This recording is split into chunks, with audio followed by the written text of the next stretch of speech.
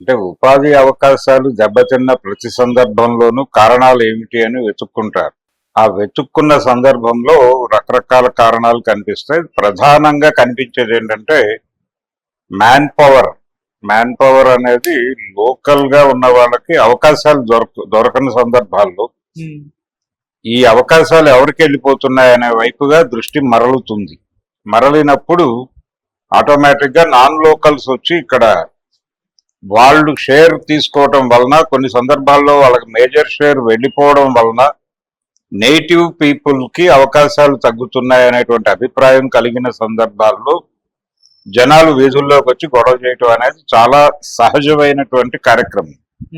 ఇది ఎవరో చేశారు, ఎవరో ఉన్నారు దీని వెనకాల, ఇవన్నీ కరెక్ట్ కాదు.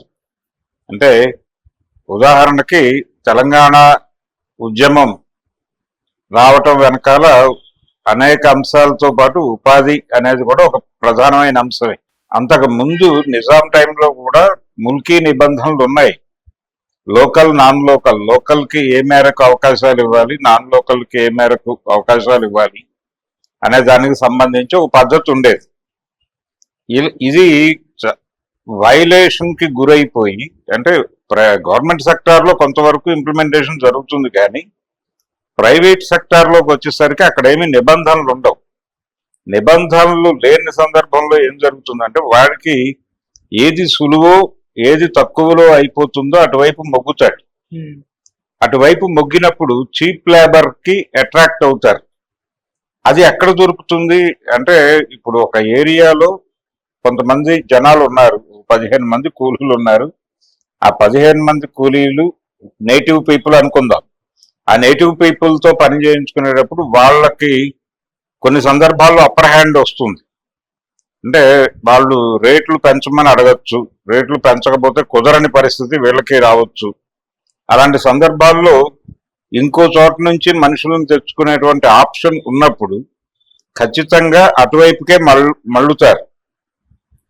మరలిన సందర్భంలో వీళ్ళకి ఈ వలస కార్మికులు తక్కువకే దొరుకుతారు. దొరికినప్పుడు వాళ్ళనే ఎంటర్టైన్ చేస్తాడు. వీళ్ళకి ఉన్న అవకాశం కూడా పోతుంది.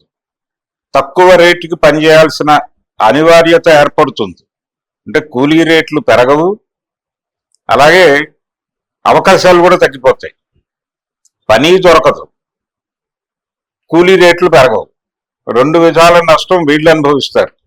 వాళ్ళు ఇంకెక్కడో బతకలేక ఇక్కడికి వచ్చి బెటర్ లైఫ్ లో ఉన్నామని అనుకుంటారు. ఇప్పుడు హైదరాబాద్ నిండా వలస కార్మికులే ఉన్నారు. ఈ వలస కార్మికులు ప్రెజర్ ఫీల్ అవుతున్నారు ఇప్పుడు జనాలు, నేటివ్ పీపుల్. ఈ ప్రెజర్ డెఫినెట్ గా వలస కార్మికులను ఎందుకు నిరోధించటం లేదు అనేటువంటి ఒక ఉద్యమంగా టర్న్ అయ్యేటువంటి అవకాశము కలదు. అలాగే వ్యాపార రంగంలో చాలా మందిని అంటే వాళ్ళ స్థానాల్లో నుంచి పక్కకి గెంటేసినటువంటి పరిస్థితిలోనే గోబ్యాక్ మార్వాడి అనేటువంటి నినాదంతో ఇక్కడ సభలు జరుగుతున్నాయి. ఇలా ప్రతి చోట జరుగుతుంది. అంటే నేటివ్ పీపుల్ కి అవకాశాలు పోయినప్పుడు వాళ్ళు గొంతెత్తి మాట్లాడటం అనేది సహజం. ఈ సహజమైనటువంటి ప్రక్రియ ప్రపంచవ్యాప్తంగా కనిపిస్తోంది. కనిపించినప్పుడు చేయవలసింది ఏమిటి? ఎక్కడికక్కడ అకామిడేట్ చేయాలి. అభివృద్ధి అనేది వికేంద్రీకరణ జరగాలి అనేది ఎందుకన్నారు? ఇప్పుడు గతంలో కూడా హైదరాబాద్ రాజధానిగా ఉన్న రోజుల్లో హైదరాబాద్ చుట్టూ ఒక అభివృద్ధి నమూనాని డెవలప్ చేసి ఈ చుట్టూ ఇక్కడే పరిశ్రమలు పెట్టడం వలన ఉమ్మడి ఆంధ్రప్రదేశ్ లో శ్రీకాకుళం జిల్లాలో మారుమూల ప్రాంతంలో ఎవరైనా పిల్లవాడు డిగ్రీ పాస్ అయితే వాడి జేబులో ఒక 1000 రూపాయలు 2000 పెట్టి హైదరాబాద్ బస్ ఎక్కించడం అనేది తండ్రుల కనీస ధర్మంగా మారిపోయినటువంటి ఒక సందర్భం మనం చూసాం. అంటే బతుకు చెరువుకి ఎక్కడికో చోటికి పంపించక తప్పని పరిస్థితి, అనివార్యత. పంపించి ఏదో విధంగా అక్కడ బతికే హైదరాబాద్ లో అని చెప్పి వాళ్ళు పంపించేస్తారు. వీళ్ళు వచ్చి ఇక్కడ ఎస్ఆర్ నగర్ లేకపోతే కుకట్పల్లి హౌసింగ్ బోర్డు ఎక్కడో ఒక రూమ్ తీసుకుని బాలానగర్ లోనో ఎక్కడో జీవితం ప్రారంభిస్తారు. ఎప్పుడైతే అక్కడ పనిచేస్తున్నటువంటి ఒక ఆంధ్ర ప్రాంతానికి చెందిన వాడు చెప్తాడు, అంటే మా వాడు ఒకడు ఉన్నాడండి అంటే అక్కడ ఉన్నటువంటి యజమాని ఎక్కడో ప్రెజర్ ఫీల్ అవుతూ ఉంటాడు. అంటే ఏదో తీసి, అంటే పెద్దగా టెక్నికల్ స్కిల్ అవసరం లేని ఏరియాలో ఒక నేటివ్ తో ఈ రేటుకు సంబంధించి అలాగే టైమింగ్స్ కి సంబంధించి ఏదో సఫికేషన్ ఉంటుంది వాడికి. వీడు చెప్పిన మాట వాడికి అమృతంలా వినిపిస్తుంది. వినిపించి సరే అకామిడేట్ చేద్దాంలే, 200 300 ఇద్దాం రమ్మని అంటాడు వాడు, వీడికి ఏదో దానం చేస్తున్నట్టు. అలా వీడిని దోచేస్తాడు, వాడిని దోచేస్తాడు. ఇది జరిగేది. ఇదే పద్ధతిలో జరుగుతోంది. మీరు గనక అభివృద్ధిని వికేంద్రీకరిస్తే అక్కడి నుంచి ఇక్కడ దాకా రావాల్సిన అవసరం లేదు కదా. అక్కడ విశాఖపట్నంలోనూ ఎక్కడో చోట ఈ ఉపాధి అవకాశాలు దొరికితే అక్కడే ఉంటారుగా జనాలు అని చెప్పి సమైక్యాంధ్ర ఉద్యమ కాలంలో వచ్చినటువంటి కౌంటర్ ఆర్గ్యుమెంట్. అంటే హైదరాబాద్ పోతే మేము ఎలా బతకాలి అనే ప్రశ్నలో నుంచి సమైక్యాంధ్ర ఉద్యమాన్ని నిర్మించారు.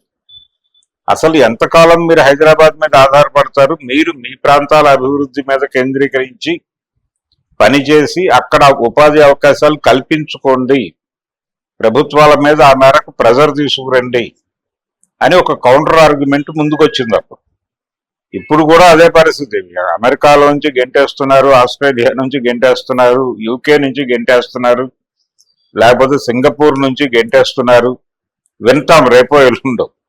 ఇప్పుడు నేపాల్ నుంచి వస్తున్న వాళ్ళ మీద ఇక్కడ అన్రెస్ట్ ఉందిగా. బంగ్లాదేశ్ నుంచి వస్తున్నారు రోహింగ్యాలు, వాళ్ళని అర్జెంటుగా ఇక్కడ నుంచి తరలించాలి అనే మాట ప్రతివాడు మాట్లాడుతున్నాడుగా. ఎందుకు మాట్లాడుతున్నారు? ఇప్పుడు చాలా వరకు పనులు వాళ్ళే షేర్ చేసుకుంటున్నారు. సో ప్రపంచంలో ఇప్పుడు ఎందుకు ట్రంప్ ఇవన్నీ చేస్తున్నాడు? ఏది ఆయన ట్యాక్సులు పెంచడం ఇప్పుడు 50% పెంచాడు. అలాగే అంటే దిగుమతులకు సంబంధించిన పన్నులు ఎందుకు పెంచుతారు? ఎవరైనా సరే ఒక వస్తువుని పంపినప్పుడు ఈ ట్యాక్సులు పడి దాని భారం పెరుగుతుంది, దాని ధర పెరుగుతుంది. ధర పెరిగినప్పుడు లోకల్ ప్రోడక్ట్ చీప్ గా దొరుకుతుంది. సో ఈ ధర ఎక్కువ ఉంటుంది, అది తక్కువ ఉంటుంది కాబట్టి కస్టమర్ అటువైపు మగ్గుతాడు. అందుకని ఈ డ్యూటీ పెంచి ఉంచటం అనేది గతంలో పద్ధతి. ఏది ప్రపంచీకరణ జరగడానికి ముందు లోకల్ మార్కెట్లు సేఫ్ గార్డ్ చేసుకోవడానికి పెట్టుకున్న పద్ధతి అది. దాన్ని మళ్ళీ బూజు దురిపి మళ్ళీ ఇప్పుడు ఇంప్లిమెంట్ చేశాడు ఆయన. ఎందుకు చేశాడు? లోకల్ మార్కెట్ ని, అంటే లోకల్ ఇండస్ట్రీని కాపాడుకోవటం కోసం చేశాడు. నేటివ్ ఇండస్ట్రీ సెంటిమెంట్ దెబ్బతినకూడదు అనే ఉద్దేశంతో ఆ కార్యక్రమం నిర్వహించాడు ఆయన. ఈ ప్రాసెస్ లోనే ఉపాధి అవకాశాలు డిమాండ్ కూడా ఉంది. నేటివ్ కి ఉపాధి అవకాశాలు దొరకటం లేదు. ఈ అవుట్ సోర్సింగ్ వలన నష్టాలు జరుగుతున్నాయి. ఇక్కడ నేటివ్ పీపుల్ గోల్డ్ గిల్లుకుంటూ కూర్చుంటున్నారు. పనులేమో ఇండియాలో అమీర్పేటలో కూర్చుని ఎవరో చేస్తారు. అక్కడ నుంచి అవుట్ సోర్సింగ్ లో వాటి పని అయిపోతుంది.